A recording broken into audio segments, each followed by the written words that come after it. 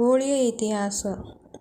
ಪೂರ್ವದಲ್ಲಿ ತಾರಕಾಸುರನೆಂಬ ರಾಕ್ಷಸನಿದ್ದನು.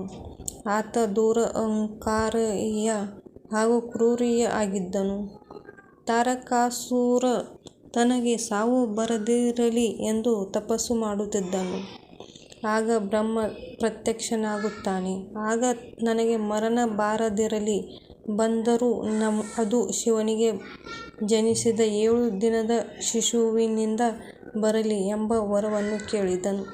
ತಾರಕಾಸುರನ ತಪಸ್ಸನ್ನು ಮೆಚ್ಚಿ ಬ್ರಹ್ಮ ವರವನ್ನು ಕೊಡುತ್ತಾನೆ. ಆಗ ತನಗೆ ವರ ಸಿಕ್ಕಿದೆ ಎಂದು ತಾರಕಾಸುರ ಮರೆಯುತ್ತಿರುತ್ತಾನೆ.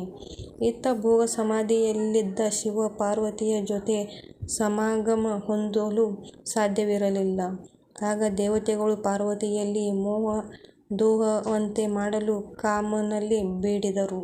ಕಾಮ ಅಂದರೆ ಮನ್ಮಥ ಮತ್ತು ಅವನ ಪತ್ನಿ ರತಿದೇವಿ ಈ ಸತ್ಕಾರ್ಯಕ್ಕೆ ಒಪ್ಪಿದರು. ಈ ವೇಳೆ ಭೋಗ ಸಮಾಧಿಯಲ್ಲಿದ್ದ ಶಿವನಿಗೆ ಬಾಣಗಳಿಂದ ಹೊಡೆದು ಸಮಾಧಿಯಿಂದ ಎಚ್ಚರಿಸಿದರು. ಇದರಿಂದ ಕುಪಿತಗೊಂಡ ಶಿವನು ತನ್ನ 3ನೇ ಕಣ್ಣಿನಿಂದ ಕಾಮನನ್ನು ಸುಟ್ಟು ಭಸ್ಮ ಮಾಡಿದನು. ರತಿದೇವಿ ದುಃಖದಿಂದ ಶಿವನಲ್ಲಿ ಪತಿಭಿಕ್ಷೆಯನ್ನು ಬೇಡಿದಳು. ಶಾಂತಗೊಂಡ ಶಿವನು ಪತ್ನಿಯೊಡನೆ ಮಾತ್ರ ಶರೀರಿಯಾಗುವಂತೆ ಕಾಮನಿಗೆ ವರ ಕೊಟ್ಟನು. ಲೋಕ ಕಲ್ಯಾಣಕ್ಕಾಗಿ ಮನ್ಮಥನು ಅನಂಗನಾದ. ಈ ಘಟನೆ ನಡೆದದ್ದು ಫಾಲ್ಗುಣ ಶುದ್ಧ ಪೌರ್ಣಿಮೆಯಂದು. ಆದ್ದರಿಂದ ಈ ದಿನದಂದು ಕಾಮನ ಹುಣ್ಣಿಮೆಯಾಗಿ ಆಚರಿಸಲ್ಪಡುತ್ತದೆ. ಮತ್ತೊಂದು ಕಥೆ.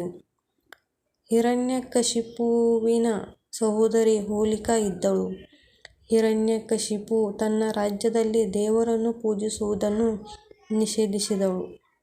ತನ್ನನ್ನೇ ದೇವರೆಂದು ಪೂಜಿಸುವಂತೆ ಆದೇಶಿಸಿದನು.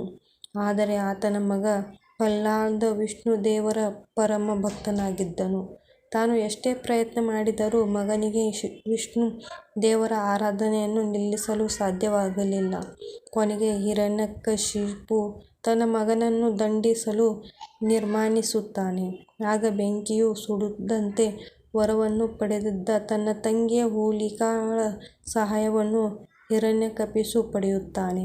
ಹಿರಣ್ಯಕಶಿಪು ತನ್ನ ಮಗನನ್ನು ಆಕೆಯ ತೊಡೆಯ ಮೇಲೆ ಕೂರಿಸಿಕೊಳ್ಳುವಂತೆ ತಂಗಿಯಲ್ಲಿ ಕೇಳಿದನು.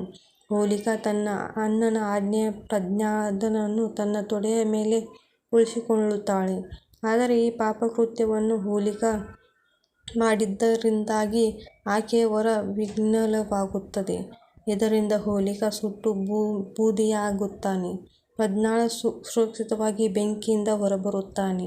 ಅದಕ್ಕಾಗಿ ಪ್ರತಿ ವರ್ಷ ಹೋಳಿಯ ಮುನ್ನ ಹಿಂದೂ ಮನೆಗಳಲ್ಲಿ ಹೋಲಿಕನನ್ನು ಸುಡುತ್ತಾರೆ. ಈ ಹಬ್ಬದ ಮನೆಯ ಪ್ರತಿಯೊಬ್ಬ ಸದಸ್ಯರನ್ನು ಒಂದುಗೂಡಿಸುತ್ತದೆ ಮತ್ತು ಹಬ್ಬದ ಸಡಗರವನ್ನು ಪ್ರತಿಯೊಬ್ಬರಲ್ಲಿ ತುಂಬುತ್ತದೆ. ಕೆಟ್ಟದ್ದನ್ನು ಒಳ್ಳೆಯದರ ಮುಂದೆ ತಲೆಬಾಗಲೇಬೇಕು ಎಂಬ ಸಂದೇಶವನ್ನು ಹೋಳಿ ಹಬ್ಬ ಸಾರುತ್ತದೆ. ದುಷ್ಟಕೃತ್ಯಗಳು ದೇವರ ಶಕ್ತಿಯ ಎದುರು ಎಂದಿಗೂ ಜಯವನ್ನು ಪಡೆಯಲು ಸಾಧ್ಯವಿಲ್ಲ ಎಂಬ ಸಾರ ಈ ಹಬ್ಬದ ಹಿಂದಿದೆ.